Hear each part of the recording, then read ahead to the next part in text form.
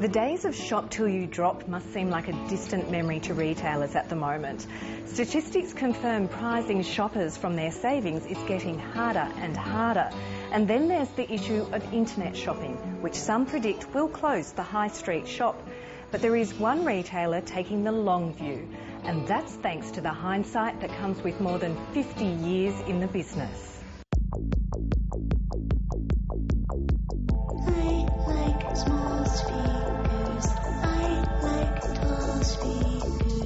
Look, it's like farming, that you have good seasons and you have not so good seasons, even bad seasons, but a farmer generally keeps on farming. Alex Encel has been selling high-end audio-visual equipment to the well-heeled and the enthusiast alike for half a century. This is not one of the good times. Yes, you'll see people tightening their belt to a certain extent. The same person who'll buy a very expensive car will agonise over a minor difference in the price of an item, and we have people who'll just simply buy a TV by the width and size per dollar. Despite importing much of his stock, the retailer says the muscular Australian dollar has failed to protect his bottom line. It's actually hurt slightly, which may sound a bit paradoxical, because TVs have dropped so much in price. You're buying it for less, but you're also selling it for less, so that in that sense your margin becomes less on that TV.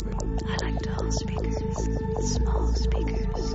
Like others in retail, he's been watching the growth in online shopping carefully.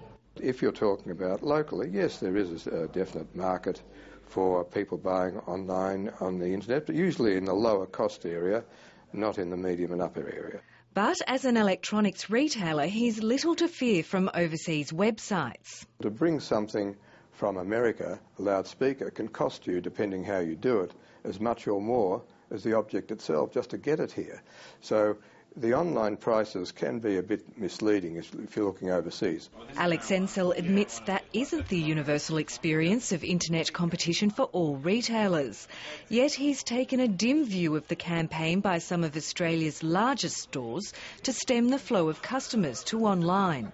I thought it was somewhat misguided, because all it did was make a lot of people think, gee, this is something I should be looking at, and created more interest in the subject.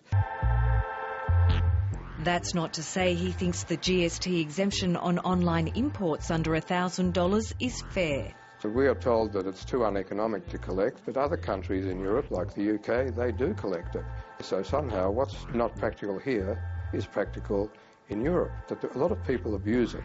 They might say, buy several things at the under $1,000 threshold, and then clump them together, and then sell them here. In reality, it's not going to change things so much. It's just one of those things. We have to accept it. The internet is there, and it's not going to go away. Alex Encel believes there's little more retailers can do but try to ride out the tough times. We can all save money. We move to a low-rent location, we employ cheaper staff, and we have less material on display. There's lots of money to be saved. The point is the customers would not like it. They don't want to go out to the outer suburbs. If you look at retail generally, last time I saw it, the average net profit is 3.6%. So that if everyone reduced their prices by 5%, I think they'd all go out of business. In the end, things average out.